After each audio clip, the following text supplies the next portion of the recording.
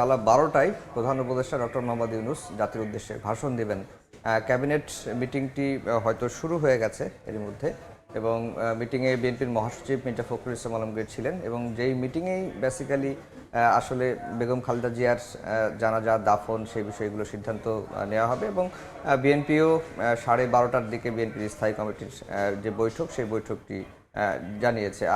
আর যেটি বললাম যে বিএনপি 7 দিনের বিএনপির স্থায়ী কমিটির সদস্যরা কিছুক্ষণ আগে কিছু কর্মসূচি ঘোষণা করেছিলেন। কি কি কর্মসূচি ঘোষণা করেছেন আমরা একটু দেখে আসি। বিভিন্ন চিকিৎসা করে ওনাকে সুস্থ করার জন্য আমাদের আপ্রাণ চেষ্টা ছিল, বাট আমি মেডিকেল বোর্ডের পক্ষ থেকে আজ ভোর 6টায় 30শে ডিসেম্বর ওনার মৃত্যু ক্লিনিক্যালি ডেথ ঘোষণা করেছিলাম।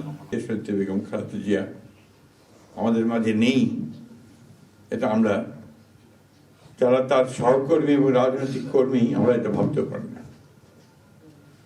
বাংলাদেশের রাজনীতিতে একটা বিশাল শূন্যতা সৃষ্টি হলো। তাই নয়, পৃথিবীর গণতান্ত্রিক আন্দোলনে একটা বিশাল শূন্যতা সৃষ্টি হলো। তার মৃত্যুতে 7 দিন ব্যাপী বাংলাদেশ জাতীয়তাবাদী দল বিএনপি শোক পালন করবে। 7 দিন ব্যাপী বাংলাদেশ জাতীয়তাবাদী দল শোক পালন করবে। কেন্দ্রীয় কার্যালয় সহ দেশের সকল কার্যালয়, সকল দলীয় কার্যালয়ে 7 দিন ব্যাপী কালো পতাকা উত্তোলন করা হবে। দলের সকল স্তরের নেতাকর্মীরা এই 7 দিন ব্যাপী কালো ব্যাজ ধারণ করবেন। প্রতিটি দলীয় কার্যালয়ে দেশনেত্রীর জন্য 7 দিন ব্যাপী কোরআন খতম ও দোয়া অনুষ্ঠিত হবে। কেন্দ্রীয়ভাবে গুলশানস্থ চেয়ারপারসনের কার্যালয় ও নয়াপল্টনস্থ কেন্দ্রীয় কার্যালয়ে এবং জেলা পর্যায়ের দলীয় কার্যালয়ে শোক বহি খোলা হবে।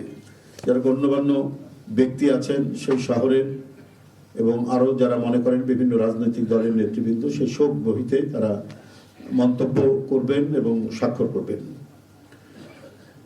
মরহুমা দেশনেত্রী বেগম খালেদা জিয়ার নামাজে জানাজা ও দাফন পরবর্তীতে জানানো হবে। আফজাল, 1991 সালের নির্বাচনে যেখানে সবাই আওয়ামী লীগকে ফেভারিট মনে করছিল, সেখানে খালেদা জিয়ার নেতৃত্বে বিএনপির জয়ের মূল ম্যাজিকটা আসলে একজন সাংবাদিক হিসেবে আপনি কিভাবে দেখছেন? জয়ের মূল ম্যাজিক যেটি হয়েছিল, আপনি ওই সময়ের কথা আপনার মনে আছে কিনা জানি না, বা আপনি জেনেছেন কিনা, যে যখন এরশাদ বিরোধী আন্দোলন চলছিল তখন তার নেতৃত্বেই 7 দলীয় একটি জোট হয়েছিল এবং আওয়ামী লীগের নেতৃত্বে আরেকটি জোট হয়েছিল। কিন্তু যখন এরশাদের পতনের ঠিক আগ মুহূর্তে এরশাদ একটি নির্বাচনের ডাক দিয়েছিল 86-তে, সেই নির্বাচনে খালেদা জিয়া যাননি। খালেদা জিয়ার নেতৃত্বে যে জোট হয়েছিল এখান থেকে বেশ কয়েকটি দল সেই নির্বাচনে অংশ নেয় নেই। আর অন্যদিকে আওয়ামী লীগের নেতৃত্বাধীন যে জোট হয়েছিল সেই জোট থেকে বেশ কয়েকটি দল সেই নির্বাচনে অংশগ্রহণ করেছিল। আর সেই থেকেই, অর্থাৎ বেগম খালেদা জিয়া সব কিছুতে যেন আপোষহীন, যে তিনি স্বৈরশাসক এরশাদের অধীনে নির্বাচনে যাবেন না, যেটি এবং তার পতনের দাবিতে তিনি আন্দোলন শুরু করেছিলেন, সেই আন্দোলনটি তিনি চালিয়ে গেছেন। কিন্তু মাঝপথে গিয়ে সেই পতন আন্দোলনে আওয়ামী লীগও ছিল, কিন্তু মাঝ পর্যায়ে তিনি এরশাদের নির্বাচনে গেছেন এবং আরও বেশ কয়েকটি দল সেই নির্বাচনে গেছে।